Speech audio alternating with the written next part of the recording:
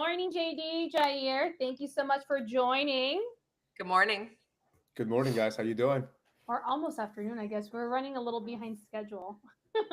But yes, before I forget, I do always forget the name to say it first. So thank you so much for anyone watching. I'm sure my grandma's out there watching. My mom. Who else? Who else? Blue's out there watching. Yes. So a new real estate roadmap podcast. I appreciate you guys for tuning in. I'm sure Jay's out there. He's our number one fan, always rocking and rolling.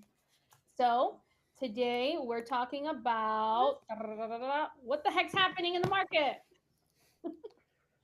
So Jair, you've been saying a lot that there's a lot of doom and gloom.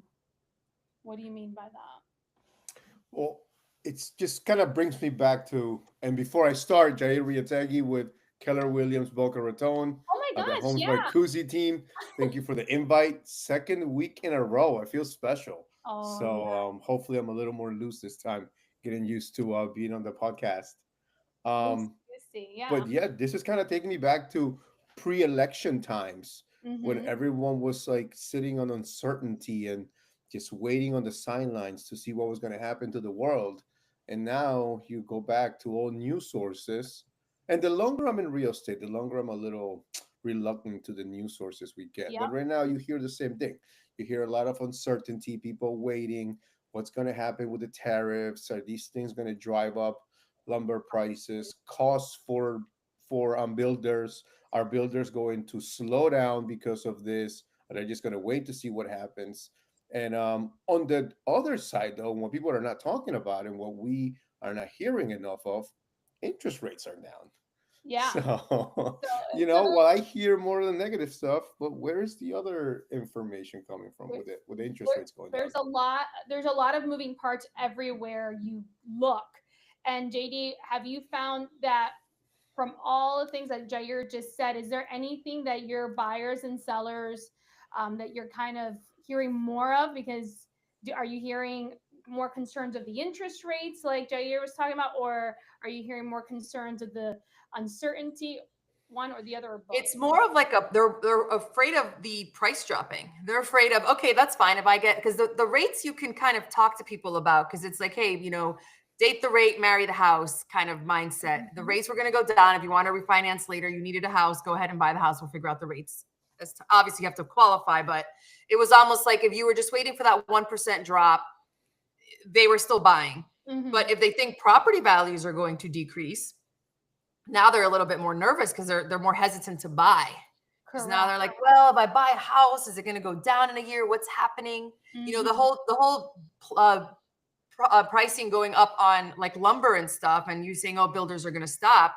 Well, does that mean that houses are more expensive because we needed that inventory that we're no longer going to have? Well, for Or me, does it just mean that everything's more expensive because it's more expensive to build? hmm well, when it comes to inventory, I mean, right now it's not like we're lacking inventory, right? We're at least in certain demographics, I guess you can say. In the condo world, I know we were just before we got on the air, we were talking about that condo world inventory is wild, wild, wild. So I guess it just depends on what you're looking for, and yes, your prerogative. Are you waiting? Are you trying to wait the game out right now of the prices of of the property or the interest rate, or are you just holding off because you're the uncertainty of your job security? There's just so many factors. This morning I had a conversation with one of my buyers who he's like, you know what, I'm gonna just sit. I'm gonna sit and wait because I'm watching these prices drop. And I said to him, I said, I do like your approach of not being overly aggressive right now because you do have some time. If he purchases now, there's like a 5 month overlap to his lease, which was he was willing to do if the property was just right. But I did mention to him, I said, as the interest rates are dropping, you're going to find yourself, along with many other buyers, jumping on the opportunity for these great deals. Whereas right now, you have the opportunity to leverage, right? Leverage the timing. So that's a conversation that I'm having with my buyers that are waiting for the interest rates and simultaneously trying to like time the market right with price point. And that definitely has to do with people and their timeline. Like, what is your timeline? What are we doing here? Are we talking about 3 years, 10 years? And can you withhold the storm? If Hmm. people bought 20 years ago and held through Oh 2008, yeah, 2009, they're still up right now. So yes even they if you are. bought the top of the market, 2020, 21, but let's talk in 2031, where you're still living at that house, Hmm. where are you? So what are your plans? Are you going to be here for 10 years? And Then this it doesn't matter if it's 5 or 10,000 above or below right now. Let's talk about this in 10 years. hmm Now, I think that people who are smart, people that usually zig when others are sagging, can go on the market now and ask for one or more two things depending hmm on their needs. I just had a set of buyers and we needed a very particular school zone. And I tell you what, everything was flying off the shelves in that school zone, everything that was good, yeah, right? well, So, but it was flying, multiple inventory. offers above asking type of stuff. So, Hmm. certain parts of Florida are definitely protected because of what they have to offer for families. Yeah. And I think that was a really good point too, where you mentioned is having the conversation as agents. Our job is to make sure we're asking the right questions. So the question is, hey, I understand you're kind of looking at waiting for the interest rate or you're waiting for the price drop, whatever, whichever you like, but let's talk about your end game. Are you trying to stay in this for over 10 years? Because if that's the case, there's no reason to be looking at XYZ. It's just not a factor right now that you're going to be, unless you're going to sell in 2 years, right? Sell, are you selling in 2 years? Are you renting it out? What's your ultimate goal? So that's a really good And conversation. comparing it to renting, if we're talking first time homeowners, rents are high too. So do you want to pay $3,500 for somebody else's mortgage for the year? Like your property could depreciate by that amount that you're paying for the year if you would have just bought now and you're Mhm. still owning something and are on your own terms and your own rules and your own timeline versus, hey, the landlord decides to sell. I got to find somewhere to go. Oh, that's the So definitely, and then if you're buying and selling, well, if you're buying high, you're selling high. So who cares? yeah. You're not timing the market at that point. I mean, the interest rate was the only thing that comes into play then. Oh, I got to sell my low rate interest rate home to buy at a higher interest rate. Yeah. But Which And oh, and sorry. I think we're seeing it. It's getting to the point now that the people that were holding on, that were waiting, oh, the baby was just born. Maybe we can keep them all two or all three in one room for the next couple of years. Well, that baby's two now, and Yeah. now it's getting tight, and now you can't wait anymore. So those people are making moves, and those are the ones that are benefiting right now because if they, depending on when they bought, they didn't work for that money. It's their equity working for them. So now put it to use into the next stepping stone in their house owning journey. Mm-hmm. That's also a really good point. Just how people purchased then and have outgrown now that we're holding on to that low interest rate. It's the motive, right? It's the motive of that seller. And it's asking again the right questions. How do we get this seller who is just holding on to dear life with their little claws to this 2.5, this 2.875 interest rate, getting them out of that to then in the mindset of, okay, now I have to buy at a higher interest rate. I feel like that mindset too is a big shift for our sellers that are eventually buyers, right? That they're scaling up on their property or scaling down. That's a conversation piece, which actually leads me to the fact of there's a lot of educating right now in in our conversations with our buyers and sellers. Like we're always in the field of educating, but there's just a lot more variables that we have to dive deeper in. Have you had any unique conversations with your buyers or sellers that are just like, okay, well, guys, hey, this is what's happening right now. Oh, here's one as I rattle off. I have a condo that I have listed, and my seller's like, Jen, what else could we possibly do to get this property off the market, because it's an investment property. So obviously, time is money. So we went through everything. What have we done to market? What incentives have we provided for the buyers? And I came down to either we have to be patient or aggressively slash the price at this point, which is just not the case. And we're looking at other avenues of potentially marketing, but I thought that was interesting how the conversations have shifted as to we had time to now, okay, what else could we do? I use the description of if we're doing a downward trending arrow, you don't want to keep trying to chase it on the way down. You want to get in front of it. You want to get in front of that baby. It's like get in front of that downward trend if that's especially for condos, because I mean, let's go back to the stats. Let's go to numbers. Palm Beach County, we're looking at those chart master numbers. Yeah. Palm Beach County for condos has like almost 12 months of inventory versus single family homes is still a stable market at only like 6 months of inventory. So it also depends what you're selling for you to realize that. And then the average prices are still climbing. So it's a very complex market, because usually you would expect, oh, it's a downward trending arrow. You gotta you gotta slash the prices, but then it's like, but the average prices are still trending up.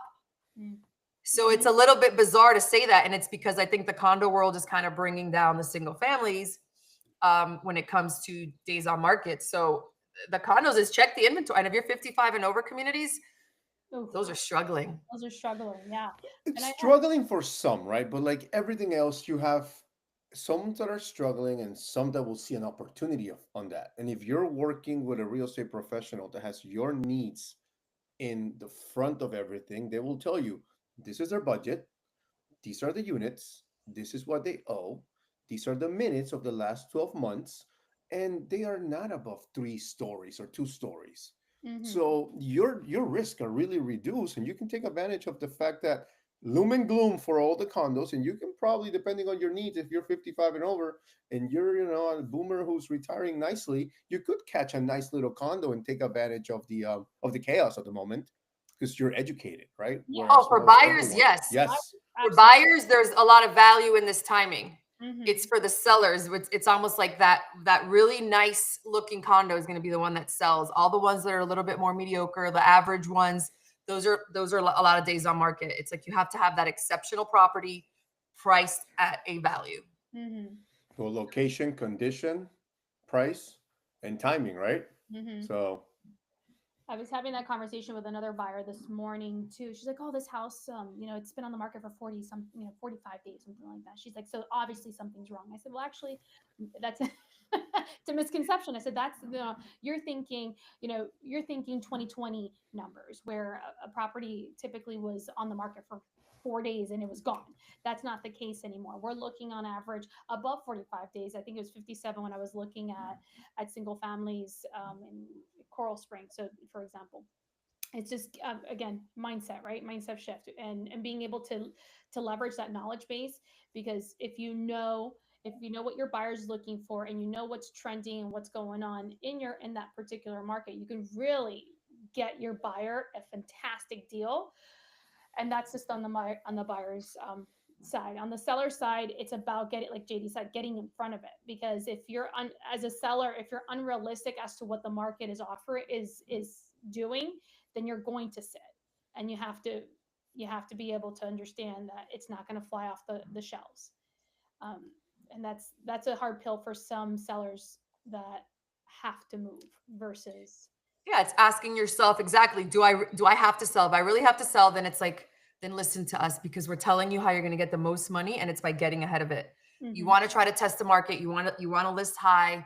You want to see if you can get more for it. And at the end of the day, if you have to sell, you're going to end up with less money in your pocket by doing so. I know. That's always you only get one chance to make a first impression, right? Yeah. Oh, that's a great line. I'm gonna put that a bumper sticker for you. Like, you only get one chance to make a first impression on the market. It's definitely true. That first week on market is the most important week. So crucial. And why do you guys think it's the most important week? Well, first of all, that's when it legit hits everybody's inbox, right? Every buyer out there that's working with an agent or not working with an agent that has those saved alerts. Everyone that has interest in that particular area where your house is, right? Everyone who's actively looking near you, it's going to get alerted. And if it's priced too high, immediately every single person that sees that property is going to go, "Ooh, I've been looking in this zip code. This is way off charts." And they're going to just pass it by, or they're going to disregard it and say, "You know what? I'll wait till that price drops." And now again, that's a holding cost for the seller. And I mean, it's a hard conversation to have and I've been getting really good about it lately. I'm like, with Is the that a sell, good thing? I'm like, hey guys, I know you want this, but that's not what the market's supporting. Like it's just been an ongoing conversation with sellers and I, potential sellers, and they don't like what I have to say 90% of the time when they have this particular number in their mind. And I mean, I had one person tell me I should sell my house for 675. I said that's not going to happen. I said we can put it on there for 675, but you're not going to get 675, nor will you get any activity. So you're shooting yourself in the foot here. If you want to sell, we got a list here. If you want to play with the market and see, and we can adjust, this is a decent sweet spot. But if there's no movement, we got to pivot quick. And these are the conversations that I find are crucial. Crucial, crucial. Yeah, first week you want that like, oh, I gotta have it moment where you're Mhm. afraid that somebody's gonna take it from you, which makes you put your best foot forward as a buyer, which gives the seller the most money. Mhm. If the first and second week go by and oh, it's still on the market, well, that means that nobody else really wants it. So why do I really want it? Like all of a sudden there's no value to it. You want what everybody else has. So you lose that if you're on market 2 weeks because you're overpriced. And now they Mhm. think they can lowball you even more. Well, I'm gonna offer them I'll offer something, but it's gonna be at a discount because clearly nobody else wants it. Yeah. Yeah, and it's also having that combination of having an agent who's going to combine all those things that we just talked about, right? Marketing out of this world, Yeah. good pricing, nicely timed, so you can create a little FOMO for that little universe of buyers that is looking in that area. Because you have to check out what's going on and how you're going to come in. And that Mhm. combination of those three factors will help your seller in the long term if they listen and they work with someone who's going to show them those three things that you're going to put together and shake it up and put it out there all at once for them to get the best result. But if you're missing one of them, then Yeah. everything could get a little bumpy. And then here you are 3 weeks later reducing the price. It's so true. But you nailed it on the head with communicating to your sellers and your buyers to making sure that you guys are all on the same page and giving setting your foot forward, and then going from there being able to provide, set it up as best as possible with this time, with the timing, with the pricing, with the communication and the marketing. These are all aspects that get jumbled into what gets it from the concept of I want to list to sold. These are all variables that work hand in hand. And if a good agent has to be on top of these 7 items, well, seven, which you've mentioned before, but seventh is timing, and you can only time so much. So six, Yeah. six. Yeah. And this is when agents that go above and beyond in their efforts and their marketing stand out. Mm, Because once again, if you're going to tell your clients to zig when everybody's zagging, you also have to do the same as an agent. mm-hmm. So if agents start cutting and scaling back on marketing, oh, let's not do the video because now it's more expensive. Let's not do the 3D dollhouse stores. Let's not do the floor maps. No, this is where teams like ours can excel because we're still doing that and more Mm-hmm. to do well for our sellers, like the Oh, 1.5 credit back, especially now when times are tight, is helping um, helping buyers kind of bridge that affordability gap. absolutely. And it's a leveraging piece, right? For not only the seller, but for us to show a continued value to our sellers. And some people will say, well, that credit, that's not quite a credit. Well, we're creating an opportunity for that buyer. And if money is tight for a buyer, just having the opportunity to look at the numbers and be able to have that conversation is key. And our sellers value that, as well as when we talk about warranties. Well, the warranty doesn't come out of their pocket. We take care of their warranties. It's another added value to the buyer that gives them peace of mind, and it just again pushes along that buyer that may have concerns that the appliance is maybe closer to the end of life versus brand spanking new. For just a few $100, we can give that opportunity to them, and it's added value. I think I told you guys in the team meeting, the open house I did this last weekend. I'm their third agent. Okay, I'm their third agent, and they came up early before the open house closed, and they were just wow. They're like, "Oh my gosh, your presentation's amazing." I'm like, to me, I felt like it's something that, it's just standard practice for us here at the Homes Like Uzi team. But to them, this is brand new, nothing crazy. I mean, signs galore throughout. I mean, I provided a checklist as to what I do to launch a property. Here's everything that we've done to launch your property. That. Open house signs, the little squiggly guy. I don't know what Love he's that called. guy. You guys know this guy. Yeah. And that It was does just make you do this when you're driving by. yeah. You actually, I gotta find out the name because that's all I call them. We're herbs. We're gender neutral here. But yeah, they just loved the presentation. When we rolled up like 6 people deep for the pictures and the videos, and I told them this is what we do, and I showed them the product. They were still wowed when we showed up with all these people, and the professionalism. They were very, very impressed and happy with the caliber of service that we were providing, which obviously was not the case with the previous agents, which I'm sure went with marketing. Like, right? Like, what did they do? Slap it on the MLS and that's it. You know what I still can't believe is happening is crazy iPhone photos Oh, where they're not even properly centered. It's like shady and it's like, in the middle where it's cropped. And I'm like, and it'll be for like an $800,000 listing. I saw one I'm this like, morning like this. The reason why I slapped my face, I saw one this morning like this, and it with the was hands. it was the hands in the mirror. I'm like, no, not the hands in the mirror. You could have angled it and at least got yourself. It's so bad. Like, I've had like a rental before where like an old client was like, hey, can you just like throw it up for rent and like do it with your phone? I don't, like we don't want to have to, because it's expensive to do the photos if it's like a rental that's not, so you end up making no money on the rental. But it was a past client and I was like, I'm not putting anything out there with my name on it with those photos. I'll pay for them. When you go to sell this place, I'll have photos for it already made. I said, it's okay if I'm taking a hit this time, but there's no way I'm putting this out there with just those photos. Mm-hmm. And that's kind of like the gift and the curse of our industry, right? So to that agent who takes the iPhone pics and who we see in the mirror reflection, to the agent who just slaps it on the MLS and doesn't do much else, I thank you.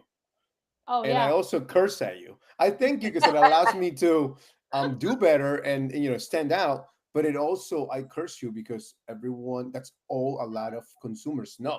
Hold on, isn't this how everybody does it? And then, like in Jen's case, when she comes in, third agent, and shows a different world, they're like, "Oh wow, I didn't know this existed." You guys are gonna have 4 agents of my house doing videos. You're gonna do horizontal video, vertical video, and you're gonna put it in every single social media, including YouTube and 4 different agents networks. Yeah, we're gonna do that. They're like, "Oh wow, we didn't know that existed." That's Yeah. why you want to be first love, second wife, third realtor, right? You said that to me. I laughed then. I laugh now because it's so true. And they just see the value. I'm not gonna lie. At first, they were very hesitant to even just move forward with anyone. They're so over the process. Um, and I came in. I was very honest with them. As they wanted to have this, and I said, "You're not gonna get that. This is where I feel like you should be. This is potentially what your net will look like. Here are possible scenarios." I laid it out really well. And they respected that. It was a tough conversation for them to swallow, but they respected that. Again, third agent. So I can't speak for the previous people, what they said, what they didn't say, but clearly what they didn't say and how they behaved is a direct correlation of what's happening right now. And again, the market has been doing a little bit of a shift. So Sellers need honesty right now. seriously, I've had a seller that was like, just give it to me straight. I don't want Thank to you. hear like Thank you so what much for saying number. that, sir. I know, like they don't want that number that, oh, well, maybe because you're trying to capture the listing. They're to a point where they're like, tell me straight what I need to list at and what that's going to mean in my pocket. Because sometimes they also don't understand that. Like, well, you listed this, but you're going to walk with this. Yep. So, giving them that net number is very important. But we owe it to them to tell them exactly where we really think it's going to be instead of trying to inflate that number so that we win the listing, because then they end up with less. Yeah. And I like numbers, but the last time I checked, it was like a 10 to 12% difference on what you end up selling for, whether you start at that price or whether you end up at that price with the price reduction. Yeah. So by inflating that price and giving them that number they want and not giving it to them straight, they could be losing out on 10, 12, 14%. So it's a big deal. on top of the holding costs. Right. So that's just sale price, not including their expenses for holding this listing, this listing near and dear. So it's important. Yeah, I like that. Give it to me straight. I like this seller. Give it to me straight. Yeah. How do Well, January, what was your one liner you had before, other than not the 1, 2, 3? What was the one that you had before that we're like, oh, we're gonna put it on a bumper sticker? Oh, it was Jair's thingy. Oh, I have a memory of a squirrel. I Something forgot of what I said. good thing this is recorded. This It is was why like a good one. this is why I said it had to be a bumper sticker because I'll forget it. Well, we'll have to come back to this recording and make a damn bumper sticker. Yeah, But but it was I don't literally think we were recording when he said it. Oh shoot! No, we were. no, we were. We were Oh, okay. far enough in. No, I feel like it's just one of those things where lots of education, being on top of our game. We're a little late today because we thought we were going to be on this particular meeting called Chartmasters because we are always trying to be on top of these stats and being able to tell a seller, like you said, hey, there's been a 10% discrepancy from listing price to sale price. That's important. That's important shit. And Chartmasters is one of the tools that KW, our branch, uses to be able for us to be able to provide the service and be that added value to that seller. So kudos to us, by the way, for staying on top of our game. And hopefully we don't miss the actual time of what Chartmasters is. I know. If it's 11 Pacific, that's 1 o'clock, right? It's 3 hours or 2 hours. I don't know. Oh my Oh. gosh. Let's see. Did we actually get an answer back on that? I Or any wrote, KW watching people? oh, my listing agreement got signed. Yeah. Oh, tell us. Well, here we have an exclusive with Jair. Tell us about your. Well, soon we're gonna have a nice single family home, A-rated school district, walking distance to a high school, right near the new GL Homes project, walking distance to the library, walking distance to Chick-fil-A, near a new Whole Foods. Um, yeah, it's a nice little house on the cul-de-sac corner. I think it's gonna show great. It should be ready to go on the market in probably 3-4 weeks.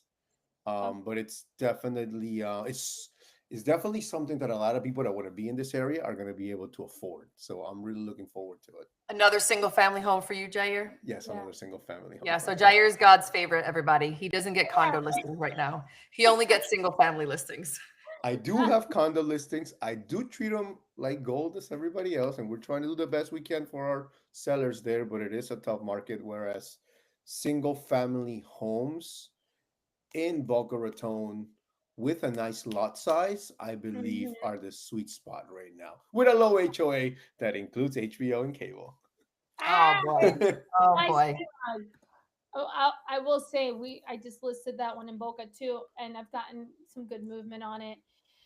Great school district, super low HOA, and it's done nicely. So overall, I have no reason to believe that it won't sell at a faster pace than obviously a condo.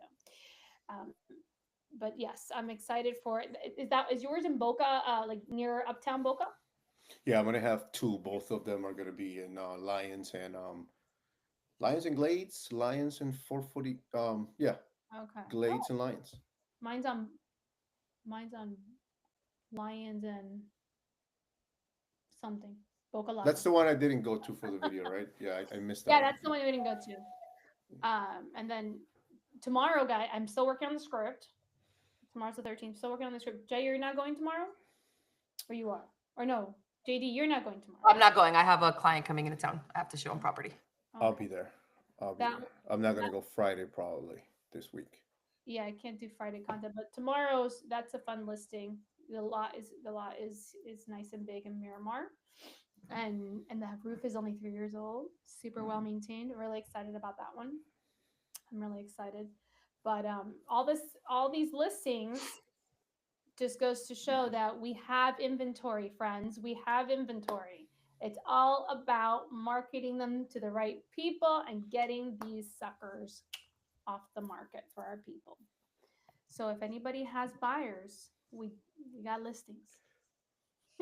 We do. We have buyers too. That's what I'll be doing tomorrow. Yeah. Oh, yeah. Tell us about your out of town, or maybe we have a listing for you. He's looking in like West Palm Beach, Jupiter, Palm Beach Gardens, so a little bit more north. Um, price point about 650 to a mil. It has to be gated. He's really big on it. Has to be gated. No membership equity. 3-bedroom, and no 55 and over. No membership, no bed. Okay. And then, I mean, like, if you really get into it, it's like, master bedroom has to be, or primary bedroom has to be on the first floor, things like that. But, he narrowed it down enough, which was nice. Yeah. So there wasn't a excessive amount, even though there is a lot of inventory out there. There wasn't an excessive amount. It's like he got to be really particular about what he wanted, which before everybody would be like, oh, I need to be in this area. I'll take it. Now it's like, I want to be in this area. I want this. I want this. I want this. I want this. And we can kind of fine tune it. And people are getting more of what they want. So yeah, and there's like you said, there's enough inventory out there. But I always appreciate when a buyer knows what they want. I love it. And has but also has a little bit of give on that want list, because sometimes it's a little too much checklist and there's no give on that, and there's just like, well, you're going to be searching for a hot minute if you're all about this little list. Yeah, there's got to be non-negotiables and negotiables. And sometimes, I mean, that's kind of what we can do is educating them. Sometimes it's, okay, well, I can get you this, but your 2-car garage might need to be a 1. Can we work with a 1-car garage? Can we work with this many stories? Like, there's certain things, like, does it have to be gated? And you start learning what's most important to them and kind of tweaking it that way. And I think that's something that we all do that helps a lot in that process, which is part of the educating before you go out and get dizzy with everything you're seeing, is having that buyer consultation, sharing your screen, showing them your computer, saying, look, this is the MLS. Let's look at it together. This is the listings for 3.2 where you want it. This is the 4, 2.5 with the bedroom downstairs that you would like, and see how the universe goes down. And say, like, this is exactly what you want. This is the universe for it. So if there's something there that you like, say we jump on it, or just be on the lookout, because the next thing that comes in, if it's nice, everyone looking for that is going to jump on it. So for them to see that difference and see the numbers really puts a visual to, like, all right, this is what I'm working with. You set expectation, you educate, then you go shopping. They typically, when you do that system, which for any new agent or seasoned agent, if you don't do it, please, it will cut down on your time so much afterwards, is when you start filtering out all these things that they want, and that number shrinks, their inventory shrinks, they go, okay, well, you know what, let's take that filter out. You can leave it a little more open. It just opens their eyes to what's out there, what's reality versus what's not in their must-haves and don'ts. So it's just a great way to save time, but also set the expectations to a realistic standard. Alexa, stop. That was my we gotta go. That means we got to wrap it up. Okay. Wrap it up. Guys, I love talking with you. This has been fun. It really is just like we're having coffee and having a talk. I mean, I'm having a form of caffeine and just chatting. Cheers, Yair. I don't know. You have natural caffeine busting through those veins. I already had like 2-3 coffees this morning. So. Well, I appreciate your time. JD, you didn't get to tell everybody, where they can find you, because we were just so excited to chat. So please tell everybody where they can find you and hear more of JD Sanchez. I'm JD Sanchez, also part of the Homes by Kuzi team with Keller Williams. I'm on the same team with Jen and Jair. They call us J3. And you can find me up online, Homes by Kuzi. Yeah, that's right. Literally everywhere. Yeah, we're everywhere. We're everywhere, and your listing can be too. Oh, shameless plug. Shameless plug, but I'm all about it. That's right. Where your listing will shine with every single one of us. All right. Well, thank you. I can chat all day. So have a greatest day produced, and congratulations to you, Jair, for your new listing. Thank you, guys. Talk soon. All right. Bye. Actually, don't close your screen. After I end, leave the window open. Oh, okay. Yeah. So I end something about the buffering. Okay. It won't upload the whole thing. You're right. Yeah. Okay. Adios. Bye. Bye.